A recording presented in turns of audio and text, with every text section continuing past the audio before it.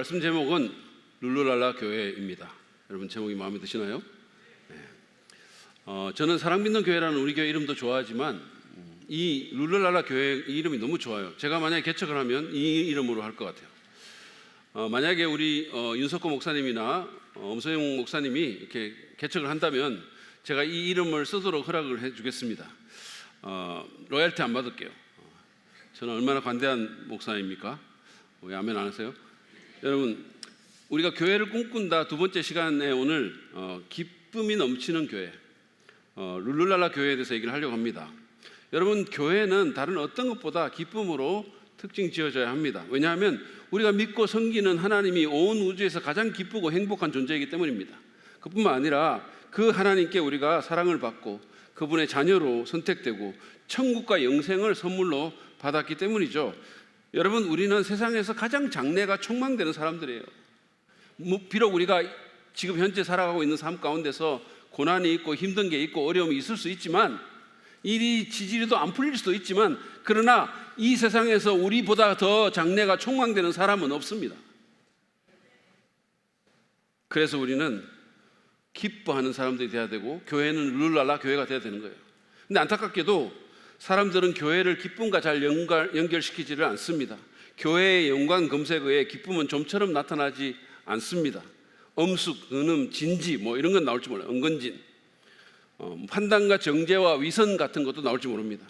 지루함, 노잼 이런 것도 나올 수 있어요. 그러나 기쁨은 아니죠. 철학자인 니체는 자기 부모님이 다니는 교회에서 기뻐하는 사람을 한 번도 본 적이 없다, 이런 얘기를 한 적이 있어요. 그가 교회와 기독교 신앙을 떠나게 된 데는 이것도 하나의 요인이 되지 않았을까, 그런 생각합니다. 여러분은 어떠세요? 여러분은 요즘 자꾸 기쁨을 잃어가고 있지는 않습니까? 기쁨보다는 분노, 짜증, 슬픔, 우울, 염려, 두려움, 긴장감 이런 것에 휘둘리고 있지는 않습니까? 여러분의 목장과 부서는 또 어떠합니까? 가면을 쓰거나 아니면 그냥 굳은 얼굴로 정답 말하고, 아니면 무슨 아멘 할렐루야 같은 종교적인 언어를 남발하면서, 그러면서 그냥 형식적인 모임을 갖고 허탈하게 헤어지지는 않습니까? 여러분, 우리는 기쁨을 회복해야 됩니다. 많은 사람들이 기도 잘 안 하는 그리스도인을 영적이지 않다라고 말을 하죠. 성경 잘 안 읽는 그리스도인을 신앙이 얕다라고 얘기를 합니다. 그 말은 맞을 수 있어요. 그런데 기쁨이 없는 그리스도인은 그것보다 사실은 더 문제예요. 성경 많이 알고 열심히 기도 열심히 한다고 해가지고 그런다 하더라도 기쁨이 없다면, 맨날 염려하거나 화내거나 짜증내거나 부정적인 말을 하거나 만약에 그렇다면 그 사람은 신앙 좋은 사람이 아닙니다. 맨날 경직되어 있고 고집꺾지 않고 긴장해 있고 매사에 부정적이고, 그런 사람은 영적인 사람이 아닙니다. 공동체적으로도 마찬가지예요. 철학에도 백날 하고 아멘 복장 소리가 아무리 우렁차다 하더라도, 아무리 정통 신앙을 자랑한다 하더라도 기쁨이 없는 교회는 건강한 교회 아닙니다. 영적인 교회도 아닙니다. 교회는 기쁨의 교회, 룰루랄라 교회가 되어야 됩니다. 그러면 어떻게 그렇게 될 수 있을까요? 오늘 우리가 읽었던 빌립보서 4장 4절부터 7절의 말씀이 우리에게 거기에 대한 좋은 대답을 준다고 저는 생각합니다. 먼저 우리는 룰루랄라 교회가 되기 위해서 주님과의 관계에 근거해서 기쁨을 선택해야 합니다. 그래서 오늘 본문이 우리에게 가르쳐주고 있는 겁니다. 주님과의 관계에 근거해서 기쁨을 선택해야 합니다. 바울은 4절에서 이렇게 권면합니다. 주님 안에서 항상 기뻐하십시오. 다시 말합니다. 기뻐하십시오. 여러분, 이 구절이 좀 이상하지 않습니까? 제가 개역 개정을 읽을게요. 주 안에서 항상 기뻐하라. 내가 다시 말하노니 기뻐하라. 괜찮으세요? 이상하지 않습니까? 저는 여러분이 더 이상한 것 같아요. 여러분, 지금 바울이 뭐를 하고 있습니까? 바울이 기쁨을 명령하고 있는 거예요. 아니, 기쁨이 명령한다고 될 일입니까? 아니, 누구한테 기뻐해 그런다고 기뻐합니까? 예를 들어서 저희 집사람이 완전 저기압인데, 여보 기뻐해, 제가 만약에 그렇게 하면, 그러면 우리 집사람이 기뻐할까요? 오히려 그녀의 맹렬한 진노의 포도주 틀에서 밟히게 됐겠죠. 그런데 바울은 왜 기쁨을 명령하고 있습니까? 그것도 항상 기뻐하라는 명령을 어떻게 할 수 있죠? 그것은 참된 기쁨이 단순한 감정의 문제가 아니라 의지의 문제고 태도의 문제이기 때문입니다. 우리는 감정이나 상황과 상관없이 기쁨을 선택할 수 있습니다. 그러기에 그는 기뻐할 것을 2번이나 명령한 거죠. 그것도 항상 기뻐하라고 얘기한 거죠. 위대한 의지의 힘으로 감정을 누르라는 거예요. 컨트롤하라는 겁니다. 선택하라는 거예요. 여러분, 성경에서 기쁨은 단순한 감정이 아니고 태도입니다. 물론 인간에게는 희로애락의 감정이 있어요. 그리고 적절할 때 적절한 방식으로 그것을 표현하는 것은 너무 당연하고 또 건강한 일이기도 하죠. 내가 정말로 원하던 그런 회사 시험에 떨어졌는데 근데 그때 기쁨의 감정에 휩싸여가지고 노래하고 춤추고 소리 지르고 그럽니까? 그러면 그 사람은 병난 거예요. 그건 잘못된 거죠. 근데 바울이 말하는 기쁨은 그런 어떤 상황 뒤에 자연스럽게 따라 나오는 어떤 본능적인 감정이 아니라 우리가 의지적으로 선택할 수 있는 무엇이라는 거죠. 주어진 상황에 대한 나의 의도적인 반응이라는 거예요. 누구든지 슬픈 일이 있으면 슬퍼하고 기쁜 일이 있으면 기뻐하고 감정적으로 우리가 화도 내기도 하고 지극히 건강한 거죠. 그럴 수 있죠. 근데 그걸로 그치지 말라는 거예요. 거기에 그냥 휘둘리지 말라는 거예요. 다른 거를 선택하라는 거예요.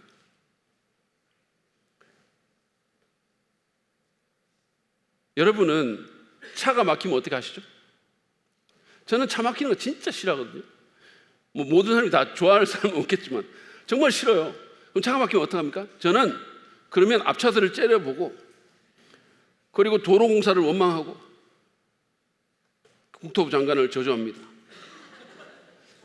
근데 어떤 운전자는요, 그런 상황에서 좋아하는 노래 틀어놓고, 요즘 자동차에 오디오 얼마나 좋습니까? 그러니까 그냥 완전히 풀로 볼륨 올리고 그 노래 감상하고 그런 사람도 있어요. 저는 실제로 춤추는 사람도 봤어요. 노래 들으면서. 똑같이 차가 막히는 상황에서 저는 불평과 불행을 선택했고 그 사람은 춤과 기쁨을 선택한 거죠. 많은 경우에 상황은 어떻게 할 수가 없어요. 그러나 그 상황에 대한 반응은 내가 선택할 수 있습니다. 이를테면 비가 오는 것을 우리가 어떻게 할 수 없잖아요. 그렇지만 그 빗 속에서 내가 무엇을 할지는 내가 선택할 수 있는 거예요. 그 빗 속에서 울고 있을지 아니면 빗 속에서 춤을 출지. 홀로코스트의 생존자이자 유대인 심리학자인 빅터 프랭클이라는 분이 있어요. 이 사람이 우리가 반응할 수 있는 이 태도를 인간의 마지막 자유라고 그렇게 말을 하면서 사람들이 다른 모든 것을 앗아갈 수 있지만 주어진 환경에서 자신의 태도를 결정하고 자신의 길을 선택할 수 있는 자유만은 빼앗아갈 수가 없다 그랬어요. 나치 수용소를 겪은 사람이거든요. 그보다 더 끔찍한 환경이 어디 있습니까? 그보다 더 죽을 것 같은 상황이 어디 있어요? 근데 이 사람은 거기서 다른 거를 선택한 거죠. 다른 반응을 선택한 거예요. 바울은 이 인간 최종적인 자유, 그 자유로 기쁨을 선택하라고 우리에게 권면하는 겁니다. 근데 여러분, 우리가 기쁨을 선택하는 것은, 우리 그리스도인이 기쁨을 선택하는 것은 단순히 믿지 않는 사람들이 의지의 힘으로 그렇게 하는 것만은 아닙니다. 그보다 더 깊고 본질적인 차원이 사실은 있는 거죠. 우리에게 최종적인 자유인 선택의 자유가 있고, 그리고 기쁨을 선택하는 것이 우리에게 실용적으로 좋기 때문에 우리는 기쁨을 선택하는 것이 아니라, 그 이유도 있겠지만 그것만이 아니라 더 깊은 이유가 있다는 거죠. 그것은 하나님과 우리와의 관계 때문이라는 거예요. 바울은 주 안에서 기뻐하라라고 권면합니다. 주님 안에서. 우리가 주님 안에 있기 때문에, 우리를 사랑하시는 그 주님 안에 우리가 있기 때문에 아무리 안 좋은 상황에서도 우리는 기뻐할 수 있다는 겁니다. 기쁨을 선택할 수 있다는 거예요. 우리를 사랑하시고 만물을 주관하시고 죽음을 이기고 부활하신 그분이 우리의 환경이 되시고 우리의 자원이 되시고 우리의 바람막이가 되시고 우리의 울타리가 되시기 때문에 그분이 내 삶의 사소한 세세한 상황까지도 다 통제하시고 모든 것이 협력하여 선을 이루시기 때문에, 그렇기 때문에 우리가 기뻐할 수 있는 거죠. 여러분, 하박국 선지자 아시죠? 네. 성경에 나오는 하십입니다. 하박국 선지자.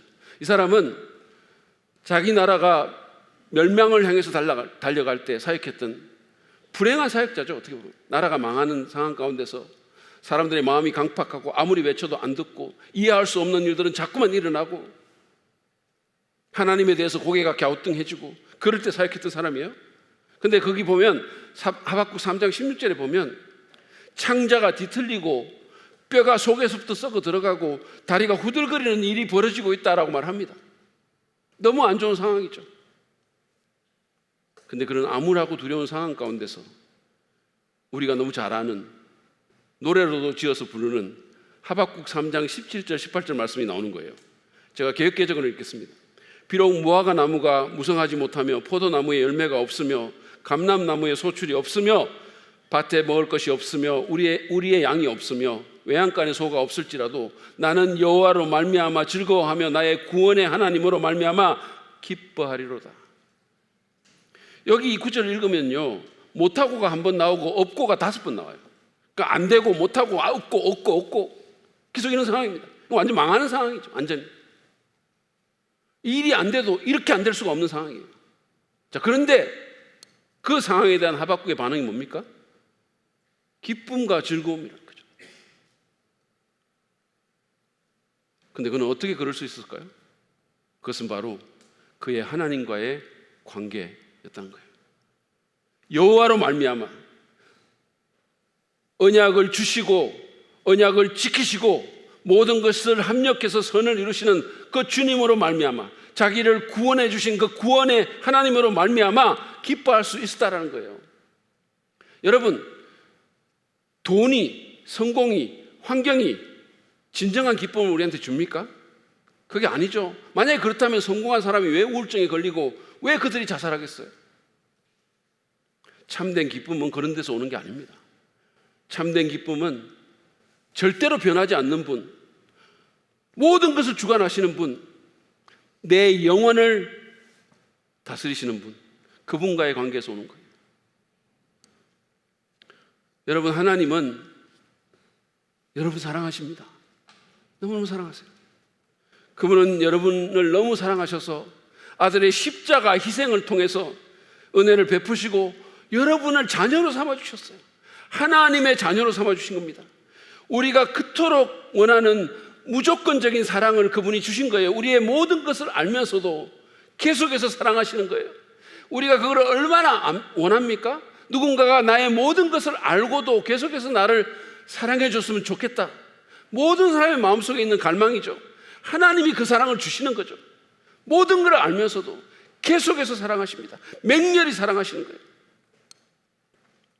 그 사랑을 우리가 받고 있는 거죠. 그래서 우리가 그 사랑 때문에 주님 안에 있고 온 우주의 가장 높으신 분에게 아주 특별한 존재가 된 거예요. 여러분, 저는 여러분이 이 사실을 알기를 너무너무 원합니다.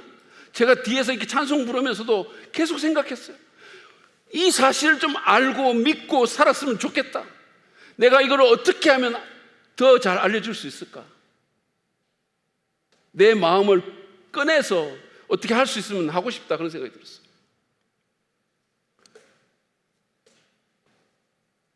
하나님이 우리를 특별하게 대하십니다. 그것이 우리가 어떤 상황에서든 기쁨을 선택할 수 있는 근거가 되는 거예요. 기독교 심리 상담학자인 짐 와일드라는 사람이 있는데 그분이 기쁨은 여기서 시작된다라는 책을 썼습니다. 거기서 이렇게 말했어요. 헬라어로 기쁨과 은혜는 형태만 다를 뿐 같은 단어라고 한다. 기쁨은 카라고 은혜는 카리스예요. 같은 어원에서 나온 거예요. 기쁨은 은혜에 대한 반응이다. 은혜는 그저 호의가 아니라 특별하다는 단어이다. 행위로 얻어내지 않아도 누군가에게 한없이 특별한 존재이다. 기쁨은 아주 특별한 존재가 된 데 대한 반응이다.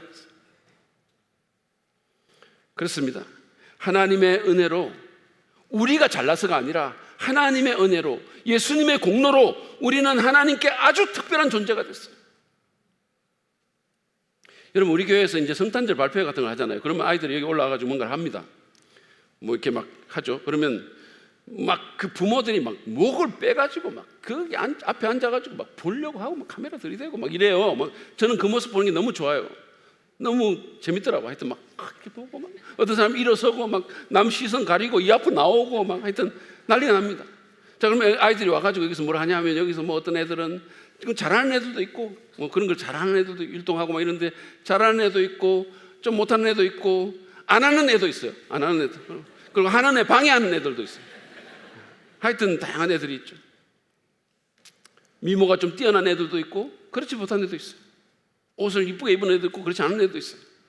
근데 부모는 그 많은 아이 중에 오직 한 아이만 봅니다. 다른 건 다 배경이에요. 다른 건 다 그냥 병풍입니다. 병풍. 누굴 봅니까? 부모가 누굴 보죠? 잘하는 아이 봅니까? 예쁜 아이 봅니까? 아니면 사고 치는 아이 봅니까? 아니죠. 자기 아이를 보는 거예요. 자기 아이만 계속해서 보는 거죠. 왜? 왜 그렇습니까? 그 아이가 자기에게 아주 특별한 존재이기 때문이에요. 우리는 주님 때문에 주 안에서 하나님께 그런 존재가 되었습니다. 여러분 믿으시기 바랍니다. 제발 믿으세요. 여러분은 여러분의 행위와 상관없이, 여러분의 마음속에 뭐가 들어앉아 있든 상관없이 그냥 존재적으로 하나님께 너무나 특별한 존재가 된 거예요. 여러분 때문에 사랑을 이기지 못해서 노래를 부른다 그랬어요. 하나님. 우리는 주님의 특별한 관심과 사랑을 받고 사는 존재가 됐습니다. 그래서 우리는 어떤 상황에서든지 기쁨을 선택할 수가 있는 거예요. 내 영원한 생사하복을 주관하시고 내 모든 것을 이끄시는 그 하나님이 나를 아주 특별한 존재로 보시고 그렇게 대해 주시기 때문에 무화과 나무에 열매가 없어도, 무성하지 못해도, 포도나무에 열매가 없어도, 사업이 망하고 시험에 떨어지고 뭔가 안 좋은 일이 생겨도, 그럼에도 불구하고 나를 너무너무 특별한 존재로 대하시는 분에게 무슨 생각이 있겠지. 내가 알지 못하는 다른 이유가 있겠지. 좀 지나면 더 좋은 일이 벌어지겠지. 그렇게 기대하고 기뻐할 수가 있는 겁니다. 여러분, 주님을 생각하면서 언제나 기쁨을 선택합시다. 언제나 기쁨을 선택합시다. 느헤미야가 말한 것처럼요, 기쁨은 우리의 힘입니다. 따라서 기뻐하지 않으면 약해지는 거예요. 이거 정말로 심각합니다. 여러분 잘 들으세요. 중요합니다. 기뻐하지 않으면 약해져요. 멘탈리 약해지고 영적으로도 약해져요. 때로는 건강도 안 좋아집니다. 달라스 윌러드는 이런 말을 했어요. 우리가 만족하는 삶을 살지 못하면 죄악된 행동이 더 좋아 보이게 되고 유혹의 힘은 더 커질 것이다. 언제나 진지하기만 하고 우는 소리로 기도하고 속으로 모여가지고 웃음소리 하나 없이 그냥 이러면서 하나님 얘기만 한다고 그게 영적인 거 아니라는 거예요. 오히려 그런 게 더 위험하다는 거예요. 물론 진지해야 할 때가 있고 울어야 할 때가 있습니다. 사람에게는 다 때가 있어요. 제가 그런 걸 부인하는 게 아닙니다. 저는 지금 태도에 대해서 말하는 거예요. 여러분, 기쁨과 즐거움을 속되다거나 덜 영적이라거나 심지어 죄라고 생각하십니까? 그래서 교회에 오면 좀 인상을 근엄하게 하고 굳은 얼굴로 그렇게 행동하십니까? 그거 진짜 위험하다는 사실을 여러분 인식하시기를 바랍니다. 안 좋은 거예요, 그거. 하나님은 온 우주에서 가장 기쁜 존재입니다. 그러므로 우리가 기뻐할 때 우리는 하나님을 닮는 거예요. 더 많이 기뻐하는 사람이 더 많이 하나님을 닮은 겁니다. 교회가 기쁨이 있을 때, 교회가 기쁨으로 흘러넘치고 룰루랄라 교회가 될 때, 그 교회가 건강한 교회고 하나님을 기쁘게 하는 교회예요. 그리고 하나님 닮은 교회입니다. 따라서 소그룹으로 모일 때도 기쁨과 즐거움 가운데서 교제하고 삶을 나누고 하나님 얘기합시다. 그리고 우리가 즐거워하는 것을 가소평가하면 절대로 안 돼요. 우리가 함께 모여 주님 찬양할 때도 기쁨이 넘쳐야 돼요. 인상 쓰고 굳은 얼굴로 찬양하는 것이 아니라 하나님 앞에서 마음을 열고 주님 너무 감사하고 주님 내가 정말로 내 잔이 넘칩니다. 비록 내 인생에 어려운 일도 있고 힘든 일도 있지만 그러나 가장 높으신 하나님이 어떻게 나를 이렇게 특별한 존재로 대하시고 내 인생 가운데 동행하시고 내 목자가 되어주시고 내 영혼을 책임지십니까? 하나님 감사합니다.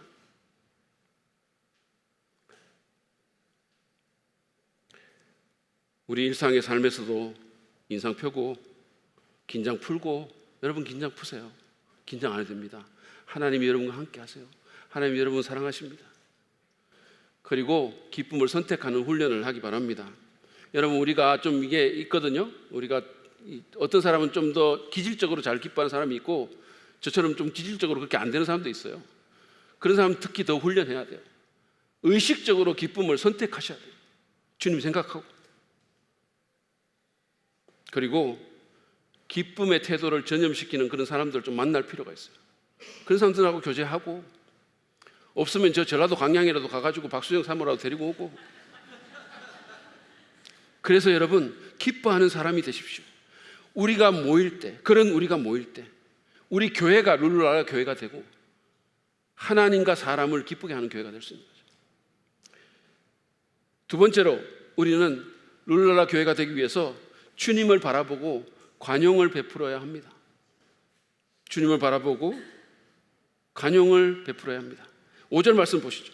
여러분의 관용을 모든 사람에게 알리십시오. 주님께서 가까이 오셨습니다.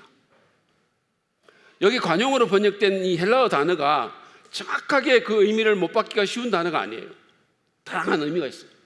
그래서 신약학자인 고든 피는 이거를 너그럽게 참아주는 것이라고 그렇게 정의를 했어요. 너그럽게 참아주는 것. 어떤 강해자는 내가 당연히 행사할 수 있는 권리를 내려놓고 다른 사람을 향해 너그럽게 대하는 태도가 관용이다 이렇게 얘기했어요. 제가 이제 그 관용에 대한 한자 사전을 이렇게 찾아봤거든요. 그러니까 남의 허물이나 잘못을 너그럽게 용납하거나 용서하는 것 이렇게 돼 있어요. 그러니까 정리하자면 관용은 다른 사람에 대해서 너그럽게 대하는 거예요. 너그러움, 용서, 용납, 인내, 오래 참음, 이게 관용을 구성하고 있는 거예요. 근데 여러분 이런 태도는 오늘날 대한민국에서 찾아보기가 대단히 힘든 그런 태도가 됐어요. 사람들이 너무 성급하고 잘 참지를 못해요. 누가 우리 한국 사람들을 은근과 끈기의 민족이라고 그랬습니까? 현대인들이 잘 못 참아요. 너무 바빠요. 너무 즉각적으로 반응해요. 그리고 사회적으로도 뭔가 좀 잘못한 사람은 그냥 매장을 시켜버립니다. 관용이 없어요. 한번 찍히면 영원히 끝이에요. 그냥 그 사람이 무슨 자살을 하거나 죽기 전까지는 계속해서 비난의 짱돌을 계속 던지죠. 상황도 잘 모르면서, 사형도 제대로 모르면서 한때는 그렇게 막 이렇게 하다가 뭐가 하나 잡히면 그냥 그대로 매장시켜버려요. 모든 사람이 그래요.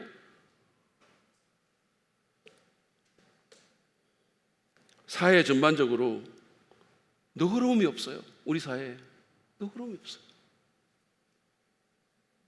운전이 좀 거슬린다고 그냥 격분하고 막 욕하고 막 보복 운전하고 심지어 쫓아가가지고 막 폭력을 행사하고 막 이런 일들이 계속 벌어지잖아요. 여러분 저는 정말로 이해할 수 없는 게, 아니 차 트렁크에 야구방망이 이거 넣고 다니는 사람들이에요. 왜 넣고 야구 선수입니까? 아니 차 트렁크에 야구방망이 왜 넣고 다닙니까?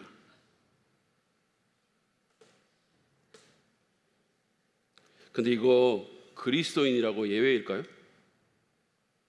그렇지 않을 것 같아요. 별로 그렇게 많은 차이가 있을 것 같지 않아요. 다른 거는 다 구원받았는데 운전하는 손과 입은 구원 못 받았다 뭐 이런 얘기도 있어요. 험하게 운전하죠. 험하게 운전하죠. 그리스도인들이지만 다른 거는 구원받았는데 이 운전하는 입과 손이 못 받아가지고. 심지어요, 큰 교회의 주차장에서는 그 주차장에서 교회 예배 마치고 나오는 주차장에서도 삿대질하고 소리 지르고 싸움이 벌어지는 거죠. 저는 그런 현장도 봤어요. 그래서 우리 교회 주차장을 크게 안 지은 거예요. 돈이 없어서가 아니에요. 아무튼 이런 시대인 만큼 관용의 태도는 더욱 두드러질 것이고, 만약에 우리 그리스도인이 이런 사회 분위기 가운데, 이런 시대 상황 가운데서, 이런 사람들 속에서 관용을 베푸는 사람이 되면 그리스도인의 경쟁력이 높아지게 되는 거예요. 그래서 너희 관용을 모든 사람이 알게 하라라고 말한 겁니다. 예수 믿는 사람들이 예수 믿는 사람들은 참 너그러운 사람이야, 이렇게 알려지면 얼마나 좋을까요? 근데 그렇게 알려졌나요? 오히려 뭐 정죄하기 잘한다 그러고, 판단한다 그러고, 입만 살았다 그러고. 예수 믿는 사람들은 너그러운 사람이 돼야 돼요.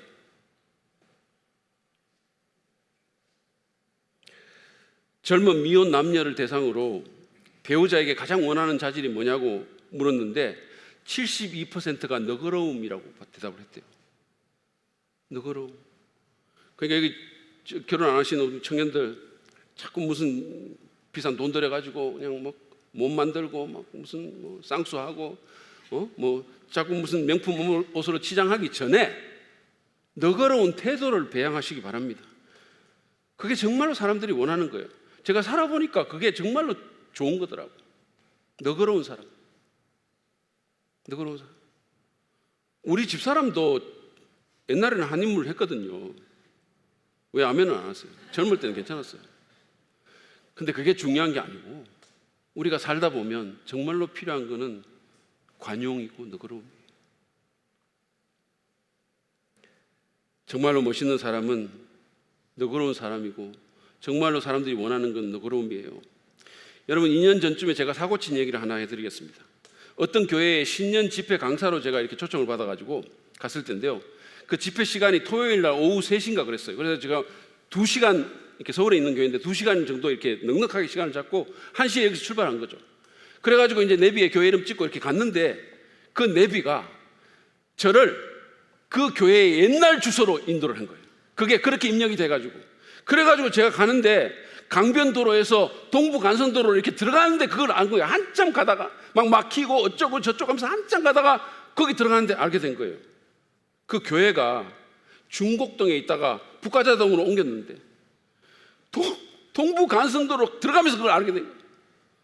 이미 시간은 많이 흘렀고 하여튼 차는 또 계속 막혀 있고, 그래가지고 제가 여러분 막 속이 타고 생쇼를 해가지고, 드라마에서 차 모는 거 이런 보셨죠? 막 하여튼 사고 날 뻔하고 막 이러면서, 그래가지고 글로 갔어요. 전화하고 시작 시간을 20분 넘어서 도착했어요. 그 교회 목사님하고 강사님이 얼마나 피가 말랐겠습니까? 아니, 교인들이 막 강사가 안 오니까 계속 찬양하고 있는 거예요. 계속.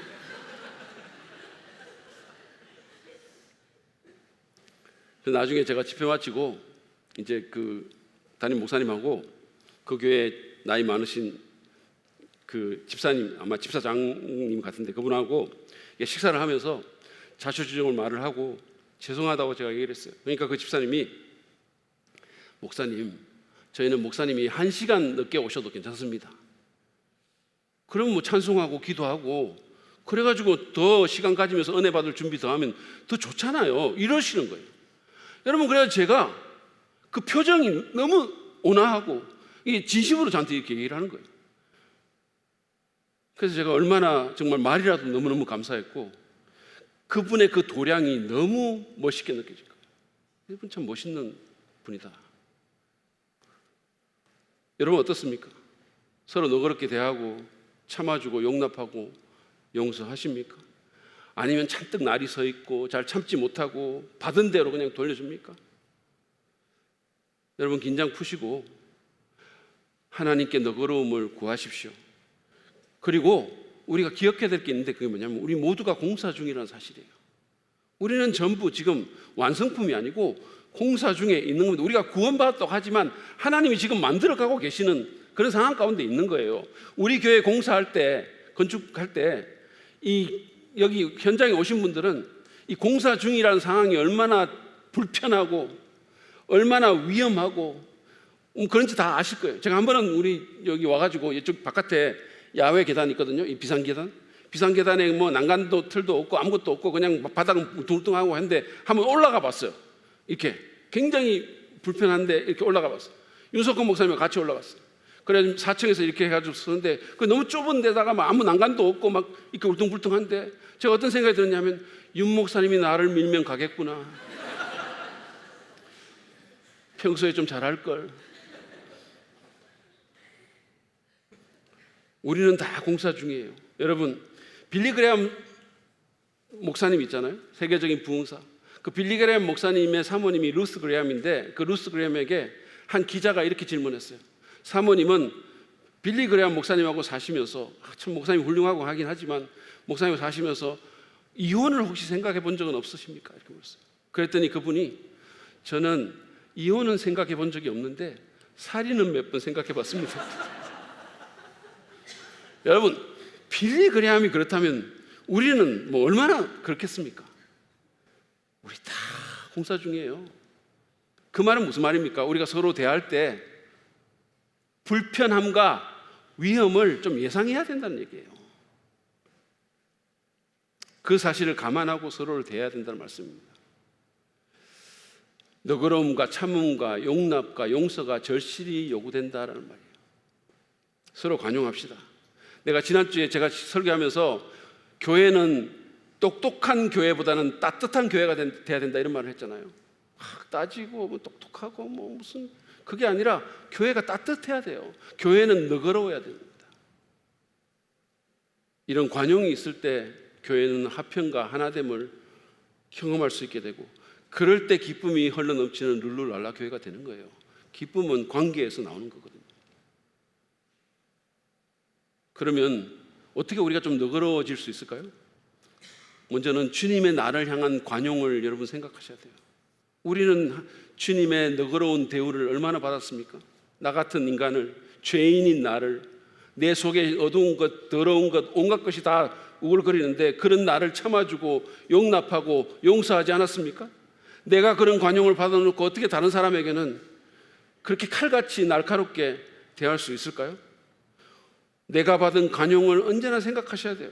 그런데 또 하나 비결을 사도 바울이 5절 하반절에서 제시를 하는데 그건 뭐냐면 주님께서 가까이 오셨습니다라는 거예요. 너희 관용을 모든 사람이 알게 하라라고 말하는 주께서 가까이 왔다 이렇게 얘기를 합니다. 이 말은 무슨 말이냐면 우리가 관용의 태도를 가지고 살다 보면 때로는 손해보는 것 같을 때도 있고 억울한 일을 당할 때도 있고 남한테 너그럽게 하다가 억울하게 당할 수도 있고 나만 바보 된 것 같을 수도 있고 그렇잖아요. 뭔가 손해보는 같은 느낌이 들 수 있다는 거죠. 실제로 그럴 수 있고 그럴 때 주님께서 가까이 계심을 기억하라는 거예요. 모든 것을 아시고 모든 것을 보시고 모든 것을 판단하시고 모든 것을 합당하게 상 주시는 그 주님이 가까이 계신다는 거예요. 그래서 우리 마음을 알고 우리 행동을 보시는 거죠. 어제 저희가 신학교에서 이제 어떤 학생이 마지막 설교 실습하면서 그 설교 제목을 보이는 것보다 가까이 있음 이렇게 붙였더라고요. 보이는 것보다 가까이 있음. 여러분 사이드 미러 보면 사물이 보이는 것보다 가까이 있습니다. 그렇게 되죠. 주님은 보이는 것보다 더 가까이 계십니다. 우리의 느낌보다 우리의 생각보다 더 가까이 계십니다. 그분은 너그럽게 참아내는 어떻게 보면 우직하게 보일 수도 있는 손해보는 그런 우리의 심령을 위로하시고 만지시고 격려해 주실 것입니다. 그리고 후하게 갚아주실 것입니다.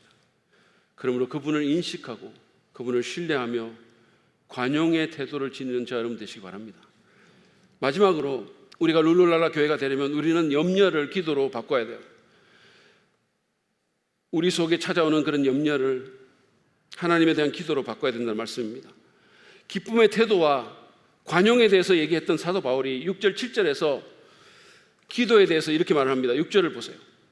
아무것도 염려하지 말고 모든 일을 오직 기도와 간구로 하고 여러분이 바라는 것을 감사하는 마음으로 하나님께 아뢰십시오. 근데 이 구절은 유진 피터슨의 메시지 성경이 더 제 마음에 들어요. 보세요. 마음을 졸이거나 염려하지 마십시오. 염려 대신 기도하십시오. 간구와 찬양으로 여러분의 염려를 기도로 바꾸어 하나님께 여러분의 필요를 알리십시오. 마음을 졸이거나 염려하는 대신에 염려를 기도로 바꾸라는 거예요. 여러분 사람이 살면서 염려를 안 할 수는 없잖아요. 많은 뭔가 염려할 만한 상황이 계속해서 우리한테 닥치잖아요. 그렇죠? 저는 어제 이 염려하지 말라는 설교를 준비하면서 마음속에 이 설교 밤새도록 밤이 맞도록 못하면 어떡하지? 염려가 막 드는 거예요. 왜냐하면 제가 지난주에 우리 교회에 장례식이 2번 있었어요. 한 번 제가 저 김천까지 내려갔다 오고 막 그러면서 이제 스케줄이 밀리니까 이게 늦어져가지고, 그래서 이게 밤이 맞도록 내가 못하면 어떡하지? 염려하지 말라는 설교하면서 염려가 막 되는 거예요. 주님 도와주세요. 기도하고. 그래서 밤 11시에 마쳤어요. 할렐루야. 이렇게 염려가 몰려올 때 그 염려를 기도로 바꾸라고 사도 바울이 권면한 겁니다. 사실 염려는요, 우리 삶에서 행복과 기쁨을 앗아가는 주범입니다. 영어 단어로 우리가 염려를 worry라고 얘기하잖아요. 근데 이 worry의 그 앵글로색슨 언어가 워겐인데, 워겐은 물어뜯다라는 뜻이에요. 염려는 우리의 기쁨과 행복을 물어뜯습니다. 해롭다는 거예요. 저희 딸내미가 중고등학교 다닐 때 지원차 전철 타고 서울 같은 데 나가잖아요. 그러면 나가는 순간부터 저는 염려하는 거예요. 들어올 때까지 계속 염려합니다. 조금이라도 뭔가 이렇게 마음 막 너무 안 좋은 생각이 들잖아요. 그럼 전화를 해요. 전화하는데 안 받죠. 안 받으면 미치는 거예요. 아, 정말로 미치는 거죠. 이렇게 제가 염려하면서 키웠건만 저한테 신경 하나 안 쓰죠. 여러분, 염려에 휩싸이면 기쁨이 사라집니다. 기쁨이 사라진 거, 아무것도 해결되는 게 없는 거죠. 이런 말이 있어요. 염려는 흔들 의자와 같다. 그것은 무언가 할 일을 만들어주지만 우리를 아무 데도 데리고 가지 못한다. 뭔가 하는데, 열심히 염려하는데 해결되는 거 아무것도 없어요. 그러니까 해롭고 무익한 거죠. 여러분, 예수님도 그런 말씀 하셨잖아요. 염려한다고 우리 수명을 한순간이라도 늘리겠냐? 염려한다고 키가 한 자나 커지겠냐? 염려는 해로울 뿐만 아니라 너무 무익하다는 거예요. 그래서 염려하지 말고 염려 대신 기도로 선택하라는 거죠. 여러분, 우리가 염려한다는 것은요, 나를 선택한다는 뜻이고, 기도한다는 것은 하나님을 선택한다는 뜻이에요. 우리가 염려한다는 것은 이 땅에서 답을, 우리가 만나는 여러 가지 문제에 대한 답을 이 땅에서 구한다는 것이고, 기도한다는 것은 그것을 하늘에서 구한다는 뜻이에요. 여러분은 이 둘 중에 무엇을 선택하겠습니까? 나를 선택하고 이 땅에서 해결책을 구하면 우리는 언제나 불안할 수밖에 없는 거예요. 언제나. 그러면 우리는 온전한 기쁨과 평안을 누릴 수가 없게 되는 겁니다. 염려를 기쁨으로 바꾼다는 말은 내가 아닌 하나님을 선택한다는 뜻이에요. 이 땅이 아닌 하늘을 선택한다는 말입니다. 염려 대신에 기도하십시오. 그러면 하나님의 평화가 우리를 지키신다고 약속합니다. 7절 말씀 보세요. 그리하면 사람의 헤아림을 뛰어넘는 하나님의 평화가 여러분의 마음과 생각을 그리스도 예수 안에서 지켜줄 것입니다. 여러분은 여러분의 마음과 생각을 지키십니까? 잘 지키세요? 저는 못 지킵니다. 저는 그것을 지킬 힘이 없어요. 저는 지키고 싶은데 안 지켜지더라고. 이게 안 지켜져요. 여러분, 사람 마음이 전쟁터라는 말도 있는데 내 힘으로는 그 영역을 지킬 수 없고 이길 수 없어요. 잠깐 한눈 팔면 그냥 그 마음과 생각이 하나님을 대적하는 것들로 가득 찰 수가 있어요. 온갖 해로운 생각과 부정한 것들로 요동칠 수가 있는 거예요. 사람이 자기 마음의 평안을 안 원하는 사람이 누가 있겠어요? 좋은 것이 마음에 들어있기를 원치 않는 사람이 누가 있겠어요? 문제는 우리가 그것을 컨트롤할 수가 없고 지킬 수가 없다는 거예요.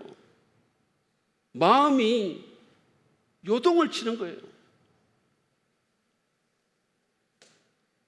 근데 염려를 기도로 바꿀 때 지식을 초월한 하나님의 평강이 우리 마음을 지켜주신다, 이렇게 얘기했어요. 여러분, 링컨 대통령 아시잖아요? 여러분, 대통령쯤 되면 염려할 게 얼마나 많겠습니까? 원래 지도자에 있는 사람들이 염려할 게 너무 많거든요. 거기다가 이 사람 전시 대통령이었으니까 얼마나 많은 염려가 있었겠어요. 뭐 때로는 전쟁에 패배도 당하고 너무너무 많은 어려움을 겪는 거죠. 그래서 이분이 한 게 뭐냐면 기도실을 만든 거예요. 근데 들어갈 때는 염려에 가득 찬 표정으로 들어갔는데 나올 때는 천사 같은 표정으로 나왔다고 그랬어요. 그분이 직접 한 말이 이런 말이 있습니다. 나는 기도실에서 모든 염려가 소멸되는 것을 느꼈다. 이렇게 했어요.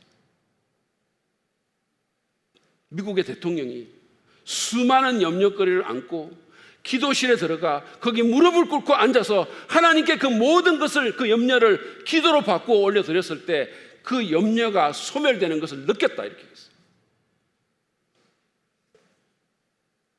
여러분, 룰루랄라 교회가 되려면 우리는 염려가 몰려올 때마다 하나님을 온전히 신뢰하면서 그분께 기도로 나가야 돼요. 그분께 나가야 돼요. 우리가 일하면 우리가 일하지만 우리가 기도하면 하나님이 일하신다, 그런 말도 있잖아요.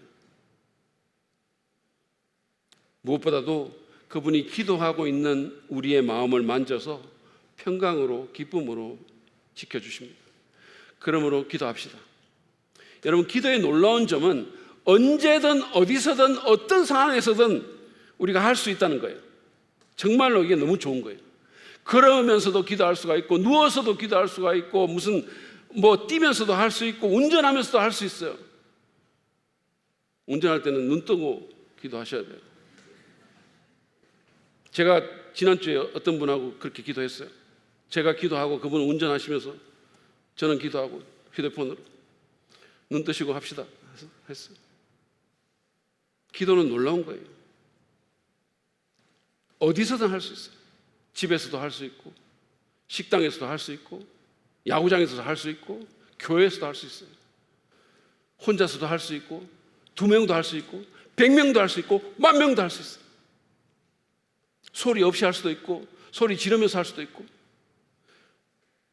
기도는 어디서든 전천후로 할 수 있어요. 여러분, 우리는 어떤 형식이나 비본질적인 기도의 전통에 얽매이지 말아야 합니다. 척수인돌 목사님은 기도가 어렵고 고통스러울수록 하나님이 그런 기도를 잘 들어주신다는 그런 잘못된 생각을 하는 그리스도인이 많다고 지적했어요. 여러분, 기도는 우리를 어렵게 만드는 하나님의 형벌이 아니고, 기도는 우리를 해방시키려는 하나님의 선물이에요. 우리 마음에 있는 염려들, 두려움들 그냥 어디서든 쏟아내세요. 어떤 말로 해도 상관없어요. 꼭 무슨 미사 이렇게 안 해도 돼요. 말도 안 되는 말로 해도 돼요. 하나님 다 알아들으세요.